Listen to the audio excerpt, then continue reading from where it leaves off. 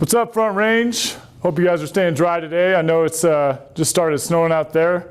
Not like cats and dogs, but I mean, we were like in the 60s yesterday, now it's snowing today. Classic Colorado, you know what I'm saying? Today we've got a nice core workout for you today. And then we're gonna follow it up a little bit mobilization. Should be about 25 to 30-minute workout. And then we'll give you some stuff to do to clean up the legs and your shins and your feet a little bit. So today we're starting with the classic core activation that we always do at the beginning of our workouts. We did it yesterday at the beginning of our first workout. Just coming down onto the ground, making sure that our heels are close to our butt in this first position. What I want to do is drive my belly button and rib cage down into the ground. If I'm relaxed, I'm able to put my hands underneath my back, but if I drive my belly button, rib cage down, you notice my back eliminates that space under there. That way I know that my core is activated. So while I'm doing this, I'm gonna get 5 good deep breaths, 3 seconds on the inhale and about 5 seconds on the exhale in this position. Just nice and slow and controlled. While I'm breathing, I wanna make sure that space stays eliminated between my back and the ground. So a couple good breaths like this.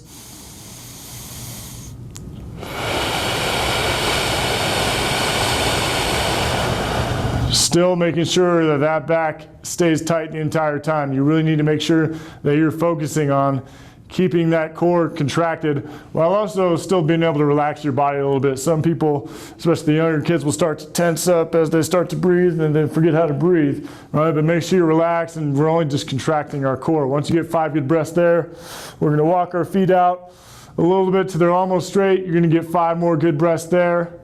After that, you go all the way out, same thing, making sure that that rib cage and diaphragm is pushed down into the ground, leaving no space, having our core contracted the whole time.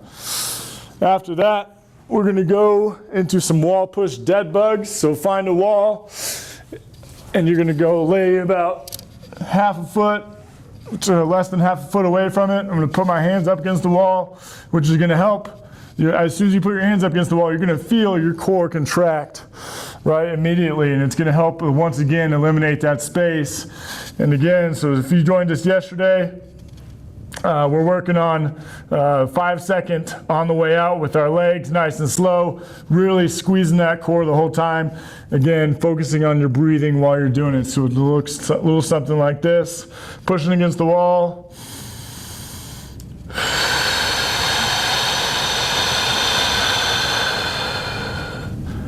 And back up and inhale.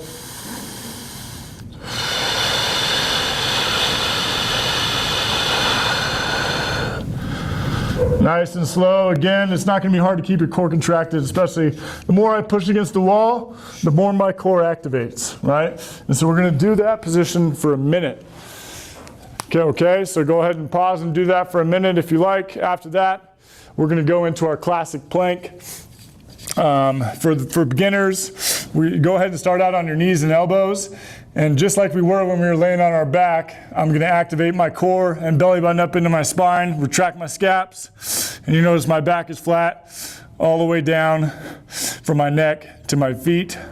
So just keeping a nice contracted core here. Again, make sure you're focusing on your breathing. That way you're just sending that energy and oxygen and blood flow to those muscles.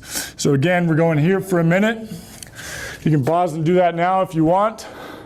After that, we're gonna go into some mountain climbers, which is gonna be in a high plank position or push-up position, where I'm gonna have my wanna make sure my scaps are retracted, my fingers are facing forward, they're not out. My hands are directly underneath my shoulders, not out in front, not underneath, directly underneath. And how I'm gonna do it is you can either do it slow and controlled pace, or you can pump your knees to the opposite elbows, making sure that that spine stays flat the whole time. I don't want to push my butt up, and I'm not trying to go here, right? The more I stop my feet in that motion, the less my core becomes activated. So the more I'm pumping here, my core is able to stay activated the whole time. If you really want to get a good burn, you do it nice and slow, maybe for a concentric hold for each one for 1 to 2 seconds. So again, doing that exercise for 1 minute. After that, we're going to do side plank bends, which is We're gonna go on our right side, start on the ground. We're gonna come up, making sure we eliminate space between our hips and the ground. And we're just gonna go 30 seconds, touching our hips to the ground and back up. On the right side, and then 30 seconds, hips to the ground, still making sure my core is contracted the entire time. That way the spine is stabilized throughout the exercise. So again, 30 seconds each side there. After that, we're gonna go high plank to toe touch for another minute. Where we start in a high plank, and I'm gonna come up, touch my right hand to my left toe, come back, touch my left hand to my right toe. Same thing, making sure that that core stays engaged the entire time. Again, doing those for a minute.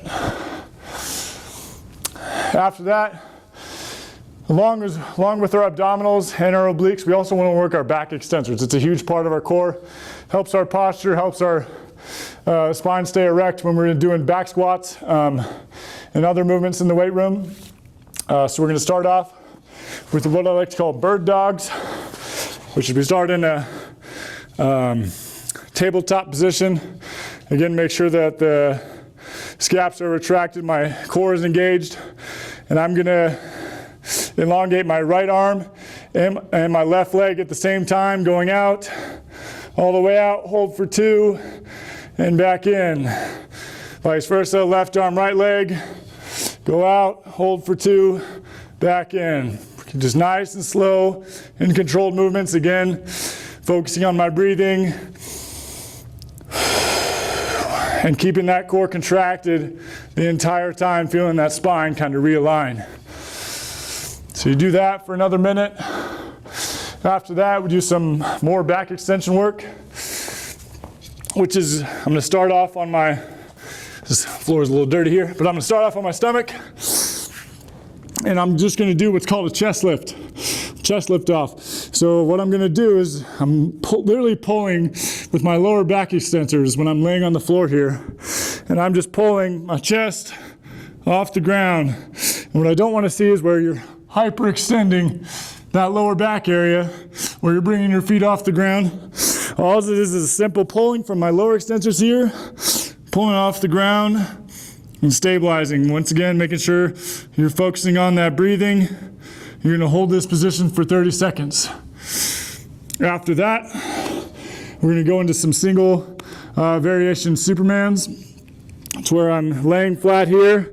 Again, pulling with my lower back extensors in this position. And I'm gonna go right arm, left leg for 15 repetitions, nice and controlled. Up, squeezing my glutes, and back down. Just 15 nice, slow, and controlled repetitions, making sure that that spine stays in line. And then switch, 15, left arm, right leg. Again, squeezing that glute every time I come up. After that, we're gonna go Scuba Steves for 30 seconds, which is just kind of alternating swimming. Again, using those low back extensors to act like I'm swimming, even though it's snowing outside. We're gonna act like we're in a pool, right?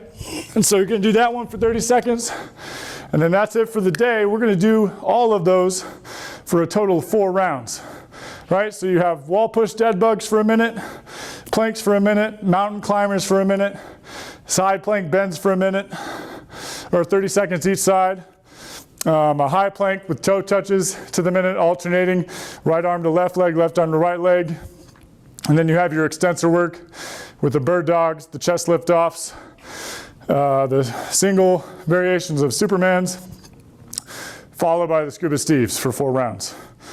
It should last you about 25 to 30 minutes, hopefully leaving you with your core and getting you ready for that summer bod, even though it's already snowing in Colorado in the early spring here. That's it for the workout today, and now we're going to move on to the mobilization part.